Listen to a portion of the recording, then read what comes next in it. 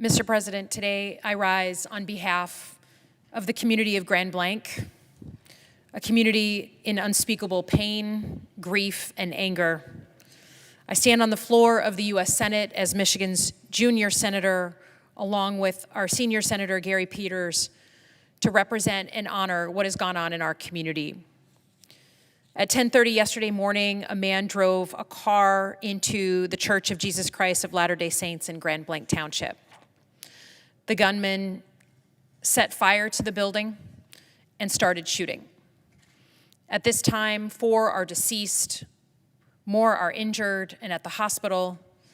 And in this small community, just 15 minutes from my own community, we are shocked to the core. In addition to mourning the dead, we pray for the injured.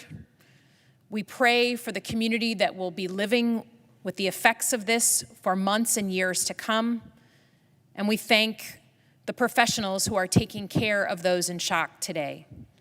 Everywhere you go in Michigan, whether I was picking up a cup of coffee or picking up my dry cleaning, Michiganders are very raw.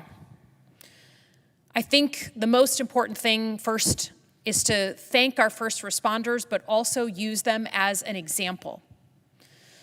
The first officer was on the scene 30 seconds after the 911 call, and it took law enforcement 8 minutes to neutralize the shooter. 8 minutes. They did a masterful job addressing an incredibly complex act of violence, and their efforts are what are keeping people afloat. I want to give special recognition to 2 officers, one from the Michigan Department of Natural Resources, the other a Grand Blanc Township police officer who happened to be in the area close by and risked their lives to protect the innocent. They did not wait. They ran towards the danger without hesitation, and they are heroes today. I visited Grand Blanc Township this morning. We made a point to go, both Democratic and Republican elected leaders, local, state, and federal. What I saw in the community is confusion and deep pain that something like this could happen in this small place.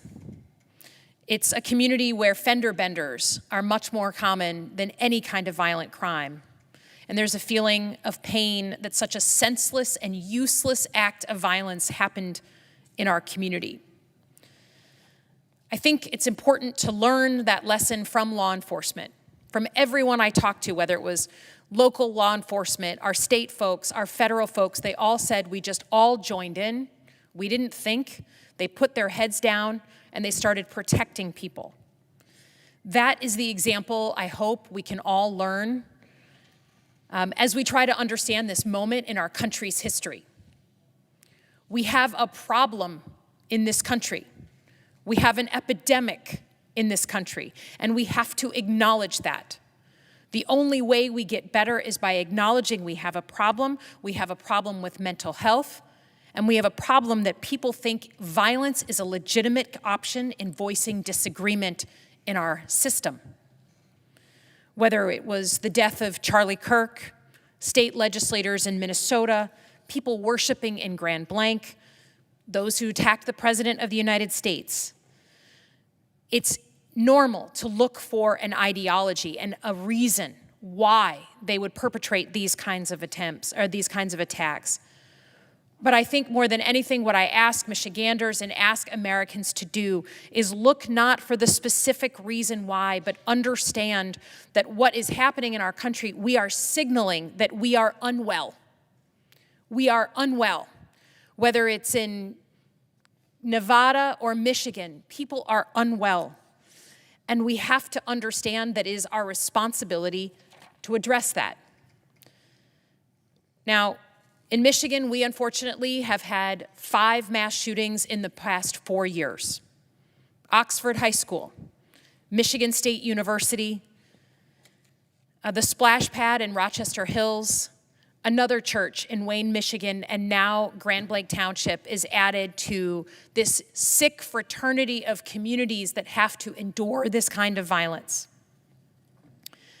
And I would dare say that Myself, I experienced today, this is the fourth time I have personally dealt with one of these mass shootings, and I can see that it desensitizes you after all these times. You get used to it in a way that I just can't reconcile. It was important for us to come together, Democrats and Republicans, to put out the message that please take a breath, don't watch everything social media is putting forward. Learn from our law enforcement officials to be serious and judicious, and let us all be leaders in our own lives. Either you are working every day in your community to make things better, or you are working to split people apart. Now, this targeted violence was meant to terrorize us. It's meant to make us scared in our houses of worship, where people were just trying to pray on a Sunday morning.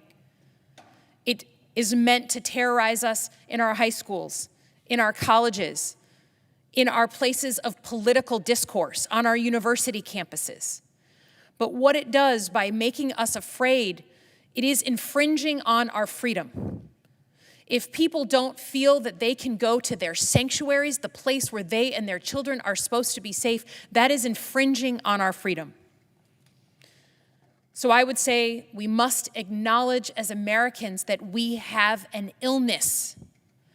And the symptom is this extreme violence that is being perpetrated on our most innocent civilians. So I hope today, after a long month of violence across the country, that Democrats and Republicans, especially in this body, can rise above the petty political games and come together to get to work on this epidemic. It is our responsibility as leaders. It is our responsibility as the people look to us to lead. And I just encourage every American to rise above the anger and vitriol of this moment and instead focus on our communities and what we need to come together and heal.